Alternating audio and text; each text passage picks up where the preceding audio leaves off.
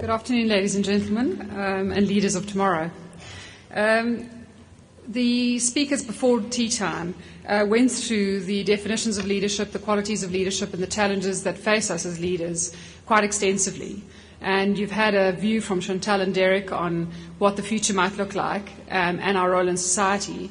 So as part of the dreaded and unpopular banking industry, I thought it was probably appropriate for me to talk about the role of corporates in shaping leadership and shaping society going forward, and how we see the role of leadership within that. I'm up. As part of the largest South African banking group, we are very honoured to be part of this forum, as we believe that leadership is absolutely key.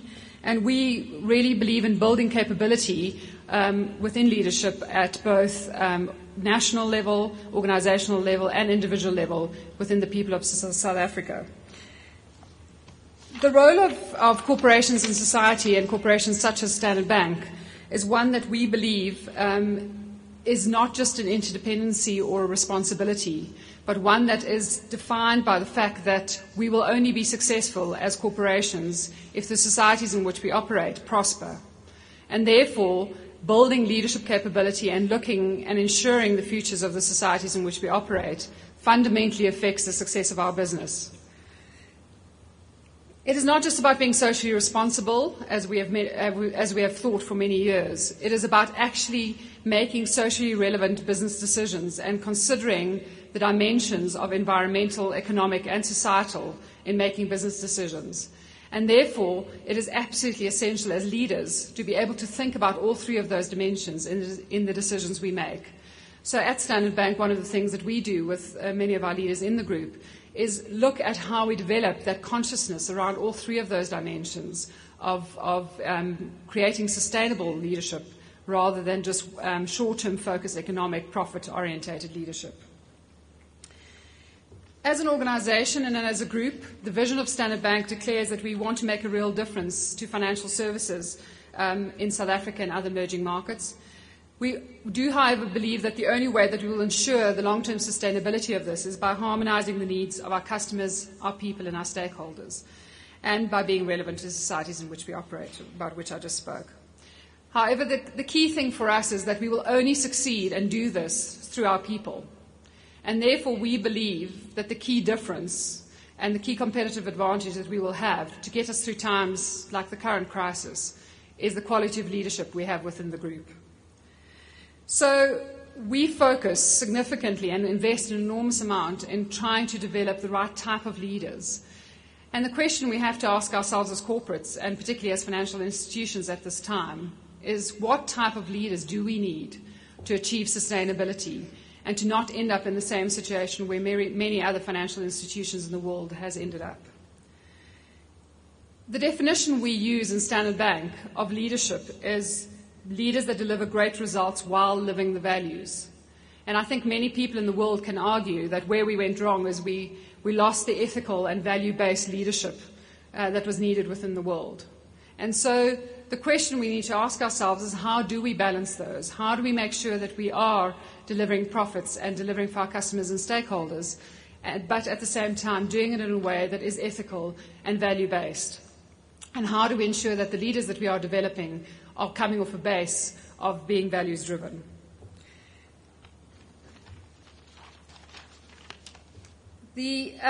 Some general principles that we apply within the Standard Bank Group is that it has to support business strategy and that leadership development cannot happen in isolation. And so all our programs are jointly designed in conjunction with business to able to ensure the relevance and make sure that it is linked to what's happening in the business. We also feel very strongly about having world-class facilities, and so we work very closely with organizations like GIBS, but also Duke Corporate Education, to draw on the best leadership and international business minds in the world to shape our leaders' thinking. And I think as South Africans, we often feel that we are inferior or that we have to catch up with the rest of the world. And this is where we believe that South Africans actually have a real opportunity and a real need to contribute to the rest of the world. There is a disillusionment with the West and with the models that we've used previously in leadership and business. And South Africa has an enormous amount to contribute in this space.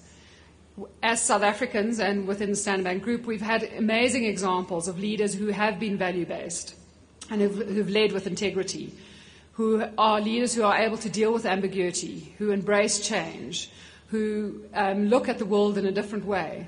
And as that, we believe that we have a massive contribution to make to leadership in the global context and how global leaders see the concept of leadership and the concept of doing business.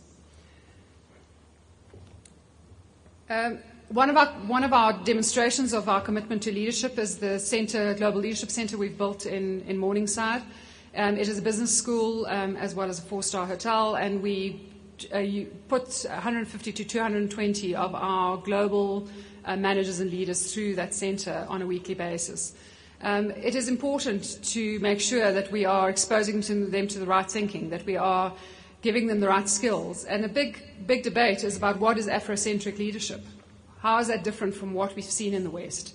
Is it about being able to lead in ambiguity? Is it about being able to define change and hold several dilemmas or scenarios in your head, as Chantal was just talking about? Because that is, we've been the masters of dealing with uncertainty and change.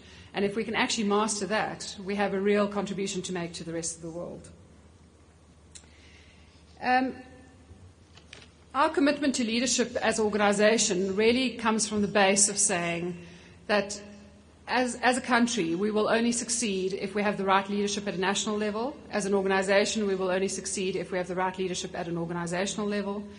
And as individuals, we will only really develop and perform if we are developing as leaders. And so the investment we make as an organisation really focuses on those 3 levels and the contribution we can make. And the key challenge for me and for many of you in the room is really, what do we as corporates do to partner between public and private enterprise to make sure that we develop the right leaders for the future of South Africa and of the organisations within our country?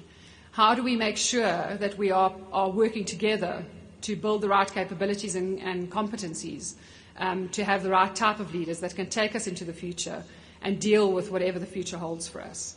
And that really is the challenge to all of us. And so thinking about how we can work together and thinking about the partnerships we can create within forums such as this is really the key challenge facing big corporates today. Thank you very much.